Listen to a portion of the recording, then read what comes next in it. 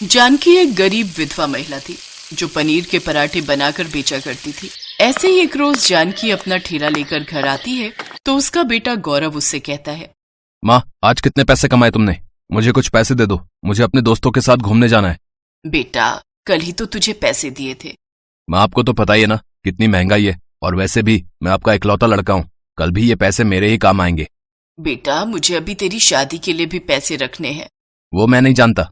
एक तो आपने वैसे भी मेरे दोस्तों में मेरी बेइज्जती करवा रखी है। आपको पता है सब मुझे गरीब पनीर पराठे वाली का बेटा बोलकर कितना चिढ़ाते हैं। आप कुछ ढंग का काम भी नहीं कर सकती हो क्या? बेचारी जानकी रोते हुए चुपचाप उसे कुछ पैसे निकाल कर दे देती है। वो पैसे लेकर गौरव वहां से चला जाता है। हे ऊपर वाले, ये तूने मुझ पर कैसा अत्याचार किया है। पहले मेरे पति को मुझसे छीन लिया, फिर गरीबी की मार मुझ पर डाल दी, और अब मेरे बेटे को अपनी माँ के काम पर शर्मिंदगी महसूस हो रही है। ऐसे ही वक्त गुजरता जाता है। जानकी धीरे धीरे अपने काम से कुछ पैसे जोड़ लेती है। साथ ही दूसरी तरफ गौरव बुरी संगत में फंस जाता है और निधि नाम की एक तेज तर्रार लड़की के प्रेम जाल में फंस जाता है। वो अक्सर गौरव से नई नई चीजों की डिमांड करती थी, जिसके लिए गौरव अपनी माँ से लड़ झगड़ कर पैसे लेता था। एक रोज जानकी काम से लौटते वक्त गौरव और निधि को एक साथ देख लेती है। बेटे, वो लड़की कौन थी और उससे तेरा रिश्ता क्या है? वही जो एक लड़के और लड़की का होना चाहिए। मैं उससे प्यार करता हूँ और उससे शादी करना चाहता हूँ।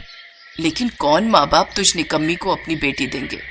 माँ, आप हो तो पनीर पराठे का ठेला लगाकर इतना तो कमाई लेती हो कि मेरा और मेरी बीवी का पेट पाल सको। मुझे कुछ नहीं सुनना। अगर निधि से मेरी शादी नहीं हुई तो मैं अपनी जान दे दूंगा। हाँ। अपने बेटे की खुशी के आगे जानकी झुक जाती है और निधि के माता पिता से जाकर दोनों का रिश्ता पक्का कराती है। वक्रतुंड महाकाय सूर्यकोटि सब। लेकिन निधि बहुत ही बदतमीज किस्म की लड़की थी। वो अपनी सास जानकी को बिल्कुल भी पसंद नहीं करती थी। एक दिन जानकी, बहू, सारा दिन ठेले पर खड़े रहकर और अकेले काम करके मैं थक जाती हूँ। अब से तू भी मेरे साथ चला कर ठेले पर। दोनों सास बहू अच्छे से मेहनत करेंगे और ऊपर वाले ने चाहा तो अपना ढाबा खोल लेंगे। मैं, और वो भी पनीर पराठे वाले के ठेले पर। सासू माँ, आपका दिमाग तो घास चढ़ने गया है। मैं उस 2 टके के ठेले पर काम करूंगी, वो सिर्फ आपको ही शोभा देता है।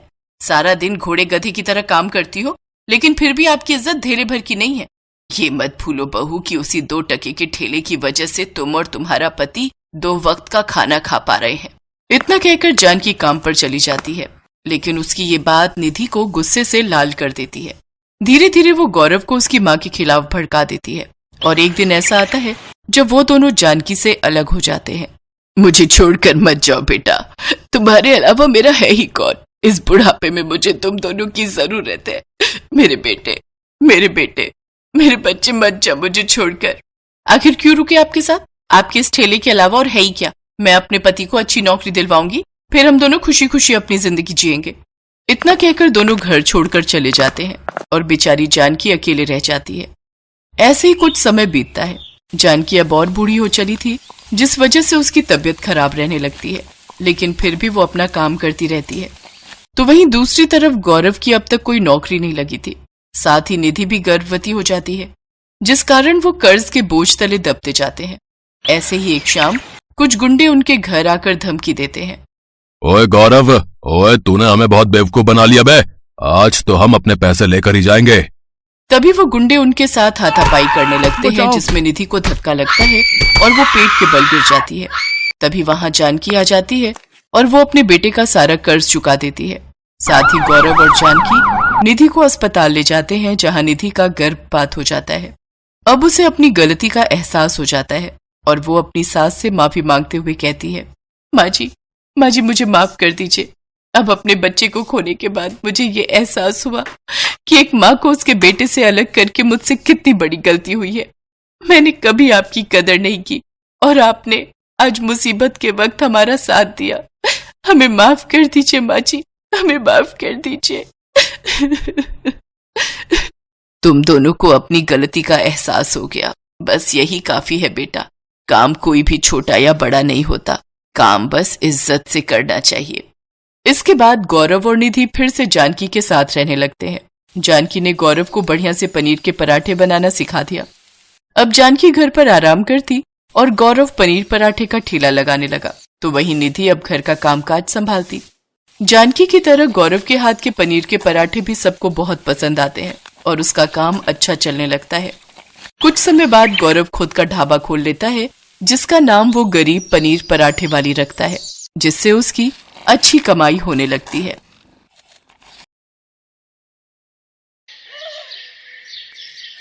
जसमीत एक सरकारी कॉलेज में पढ़ती थी। उसके बाबूजी नरेंद्र एक कपड़ा मिल में नौकरी करते थे। जसमीत की मम्मी वर्षा घर के बराबर में ही एक होटल वाले को रोजाना के पराठे और रोटी बना कर देती थी। कुल मिलाकर घर का गुजारा हो रहा था। पर एक शाम, वर्षा, आज सुबह से ही सीने में बहुत दर्द हो रहा है, लगता है ज्यादा बढ़ रहा है। जसमीत, जल्दी आ, तेरे बाबूजी की तबीयत खराब हो रही है। बाबूजी, क्या हुआ? मैं ऑटो लेकर आती हूँ। जसमीत और वर्षा नरेंद्र को हॉस्पिटल लेकर जाती हैं। डॉक्टर नरेंद्र का ईसीजी करता है और उसमें कुछ कमियां आती हैं। अभी तो मैं कुछ दवाइयां लिखकर दे रहा हूँ। यदि इन्होंने ज्यादा अपने शरीर से काम लिया तो दिल की बीमारी भी हो सकती है और यकीनन आगे चलकर ये हानिकारक है।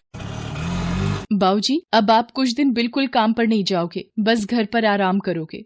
पर जसमीत बेटा, अगर मैं काम पर नहीं गया तो मुझे तनख्वाह काट कर मिलेगी और मिल के मालिक मेरी जगह किसी और को नौकरी दे देंगे। पर बाबूजी, आपकी तबीयत भी ठीक नहीं रहती है। डॉक्टर ने आपको आराम करने के लिए बोला है। कुछ नहीं होगा बेटा, तू मेरी चिंता मत कर। वर्षा, मेरा रोटी का डिब्बा बांध दे, मैं चला जाता हूँ। पिछले 3 दिन से नहीं गया, इतनी छुट्टियाँ लेना मेरे लिए सही नहीं होगा। नरेंद्र काम पर चला जाता है। पर आओ नरेंद्र, इससे मिलो, ये नया वर्कर तुम्हारी जगह काम करेगा। वो ऐसा है कि मुझे पता चला है कि तुम्हारी तबीयत ठीक नहीं रहती है, इसलिए डॉक्टर ने तुम्हें बेड रेस्ट बोला है। हमारी मिल को तो ऐसे वर्कर की जरूरत होती है जो चुस्त हो, मेहनती हो और अच्छा काम कर सके। तुम्हारी तबीयत को देखकर मुझे नहीं लगता कि तुम ज्यादा दिन मेहनत के साथ काम कर पाओगे, और अचानक भगवान न करे तुम्हें कुछ हो जाता है तो बात हमारे ऊपर भी आ सकती है। तो इसलिए मैं तुम्हारा हिसाब कर रहा हूँ, तो तुम कहीं और काम ढूंढ लो। पर सर जी, एकदम से मेरा काम छूट जाएगा तो मेरे लिए बहुत मुश्किल हो जाएगी। ऐसा न कीजिए सर जी। नरेंद्र, मैं अपने बिजनेस के साथ कोई रिस्क नहीं लेना चाहता। मुझे माफ करो। बाकी ये तुम्हारे 8 दिन के इस महीने के पैसे जो तुमने काम किया था, लो। नरेंद्र निराश होकर घर आ जाता है। वर्षा और जसमीत भी नरेंद्र से सारी बात जानकर बहुत दुखी होती हैं। नरेंद्र अब निराश और परेशान रहने लगा था। इसी कारण उसकी तबीयत और खराब रहने लगी। नरेंद्र ने चिंता में पूरी तरह बिस्तर पकड़ लिया। ये सब क्या हो गया? भगवान, ये कैसा दुखों का पहाड़ टूट गया है हमारे घर पर। मम्मी, चुप हो जाओ, प्लीज मत रो। आप ही तो मेरी और बाबूजी की हिम्मत हो।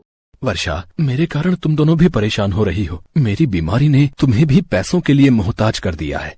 नहीं नहीं, देखो, मैं नहीं घबरा रही। अच्छा, आप दवाई ले लो और बिल्कुल चिंता मत करो। जसमीत, जा बेटा, वो दरवाजे पर होटल वाले भैया आए हैं, उनको पराठे पकड़ा दे, मैंने बना कर रख दिए थे। भैया, अगर 2 टाइम के भी बनवाने हो तो बता देना, मैं बना दिया करूंगी। ठीक है बहन जी, मैं मालिक को बोल दूंगा। अभी तो सिर्फ दोपहर के लिए ही बोले हैं। मम्मी, आप घर का काम, पापा की देखभाल इतना थक जाते हो, फिर 2 टाइम के होटल की रोटी और पराठे कैसे बना पाओगे? मैं कॉलेज से कुछ दिन की छुट्टी ले लेती हूँ, आपको हेल्प हो जाएगी। मम्मी, नहीं जसमीत, तू पढ़ाई पर ध्यान दे। वैसे भी ये तेरा आखिरी साल है कॉलेज का, तू मेरी चिंता मत कर, मैं कर लूंगी। वर्षा दिन भर काम करके अब थक भी जाती थी। नरेंद्र की देखभाल, दवाइयाँ और घर का खर्चा सब उसी के सिर पर था। एक दोपहर जब जसमीत कॉलेज से घर आई, मम्मी, ये देखो, हमारे शहर में पराठे प्रतियोगिता होने वाली है। सबसे अनोखा पराठा के नाम से जीतने वाले को 50,000 रुपए का इनाम दिया जाएगा। मम्मी, आप इस प्रतियोगिता में ट्राई करो ना, देखना आप ही जीतोगी। जसमीत, क्या बच्चों सी बातें कर रही है? मैं और प्रतियोगिता में भाग? नहीं बेटा।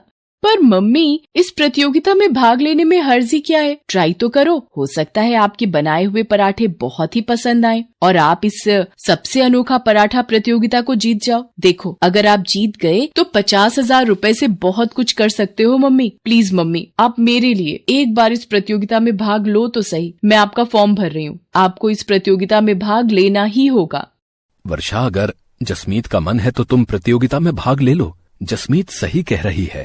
हो सकता है कि तुम प्रतियोगिता में जीत जाओ। जीतना हारना तो भगवान के हाथों में होता है, पर बिना भाग लिए हार मान लेना ये भी तो सही नहीं है ना। तुम्हें अपने हुनर को दिखाना चाहिए, छिपाना नहीं। ठीक है, अगर तुम दोनों कहते हो तो मैं इस प्रतियोगिता में भाग ले लेती हूँ। ये हुई ना बात मम्मी। पर आप कौन सा पराठा बनाओगे जिससे आप ये प्रतियोगिता जीत जाओ? ये सोचना पड़ेगा। एक्सक्यूज मी मैम, आपका पिज्जा ऑर्डर था इस पते पर? भैया वो सेम एड्रेस हमारी पीछे वाली गली में है, वहाँ का ऑर्डर होगा। हमारी बैक साइड के घर का भी यही पता है। पिज्जा का नाम सुनकर तो मम्मी मेरे मुंह में पानी आ गया। गलती से वो डिलीवरी करने वाला भैया हमारे घर पर आ गया था। मम्मी क्या आप पराठे को पिज्जा का लुक दे सकते हो? एक नए तरीके का पराठा? कोशिश कर सकती हूँ, तू मुझे पिज्जा में लगाने वाला सामान ला दे। जसमीत वर्षा को सारा सामान लाकर दे देती है। वर्षा अपनी मेहनत और कोशिश से एक पिज्जा पराठा बनाती है। मम्मी ये पिज्जा पराठा तो बहुत ही टेस्टी बना है और देखने में भी कितना सुंदर लग रहा है। मम्मी क्यों ना आप यही पिज्जा पराठा सबसे अनोखा पराठा प्रतियोगिता के लिए बनाओ। जसमीत की बात मानकर वर्षा प्रतियोगिता में पिज्जा पराठा बनाती है। प्रतियोगिता में बहुत से लोगों ने हिस्सेदारी की थी, पर वर्षा के हाथ का बना पिज्जा पराठा देखकर जज करने वाले शेफ बहुत ही चकित रह जाते हैं। दोस्तों बहुत से पराठे देखे, पर ये पिज्जा पराठा पहली बार देखा। वर्षा जी ने इस पिज्जा पराठे पर लेयर बनाकर इसे बहुत ही खूबसूरत ढंग से प्रेजेंट किया है और खाने में भी ये बहुत ही स्वादिष्ट पराठा है। इसके लिए हम सभी जजेस की सहमति से वर्षा जी को सबसे अनोखा पराठा प्रतियोगिता की विजेता घोषित किया जाता है और ये 50,000 का नकद इनाम भी इन्हें दिया जाता है। रोहित, एक अनाउंसमेंट मुझे भी करनी है। वर्षा जी ने जिस तरह आज पिज्जा पराठा एक नए तरीके से यहाँ पर प्रस्तुत किया, ये देखकर मुझे काफी प्रसन्नता हुई है। मैं चाहता हूँ वर्षा जी मेरे साथ मेरे अपने कुकिंग टीवी शो में हिस्सा लें और मेरे शो का हिस्सा बने। इसी के साथ तालियों की गड़गड़ाहट के बीच वर्षा की आंखों में खुशी के आंसू आ जाते हैं। वो अपनी बेटी जसमीत को गले से लगा लेती है। थैंक यू सर, आपने मुझे इस काबिल समझा। आप लोगों का बहुत बहुत शुक्रिया। ये सब मेरी बेटी जसमीत और मेरे पति नरेंद्र की वजह से ही संभव हुआ है। इन दोनों ने ही मुझे प्रोत्साहित किया और मैंने प्रतियोगिता में हिस्सा लिया। आपका लाख लाख शुक्रिया प्रभु, आपने मेरी जिंदगी को एक नया मोड़ दिया है। Love you mummy. मेहनत और लगन से व्यक्ति अपने जीवन में बहुत कुछ हासिल कर सकता है और यही वर्षा ने कर दिखाया। धीरे धीरे वर्षा के पिज्जा पराठे की प्रसिद्धि दूर दूर तक फैलने लगी। पिज्जा पराठा के नाम से वर्षा ने एक नया होटल खोल लिया। साथ ही साथ टीवी शो के द्वारा वर्षा के चेहरे को नई पहचान मिली। नरेंद्र भी ये सब देखकर बहुत खुश था। धीरे धीरे उसकी तबीयत में भी सुधार आने लगा था और अब वो और जसमीत दोनों वर्षा के होटल के काम में उसका साथ देते थे। मेहनत और लगन से एक पिज्जा पराठा वाली को सफलता की ऊंचाई पर चढ़ने की नई सीढ़ी मिल गई थी।